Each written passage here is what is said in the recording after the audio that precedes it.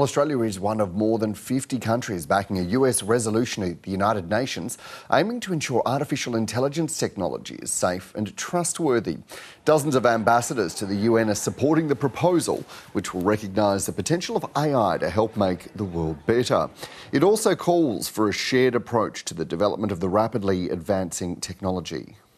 We're resolved to bridge the artificial intelligence and other digital divides between and within countries through capacity building, increasing digital literacy, and other actions. Consensus on this important topic could help extend the benefits of AI to member states across all regions. Generative AI platforms are growing in popularity after OpenAI's ChatGPT led the way. The Microsoft-backed language-based bot mines the internet for answers after it's asked a question or query. Google and other tech firms have also launched services that allow the creation of images, video and audio clips. While recognising the benefits, the proposed UN resolution also acknowledges the dangers. It'll be put before the General Assembly later this month. The potential of artificial intelligence to accelerate human development is huge. At the same time, it is important to be aware of the malicious use of this technology, which can have very serious consequences for global peace and security and development. The UN push comes after the European Parliament approved wide-ranging rules to govern AI. We have a duty to recognise this potential because it is going to be the technology that will be driving us into the future.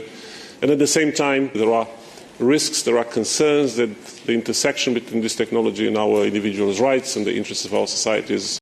This just in, we can now call the 2024 presidential race for Joe Biden. AI is used as a tool to spread misinformation, particularly in election campaigns. And this year, more than half the world's population is going to the polls in more than 40 countries. The technology means anyone with a device can create fake and convincing material to fool voters.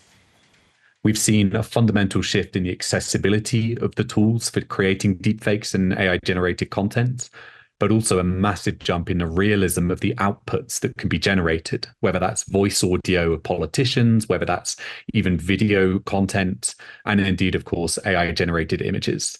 So the change has really been about accessibility and the quality of the outputs that these tools can now generate, as well as the fact we are starting to see them being used pretty extensively in the political sphere.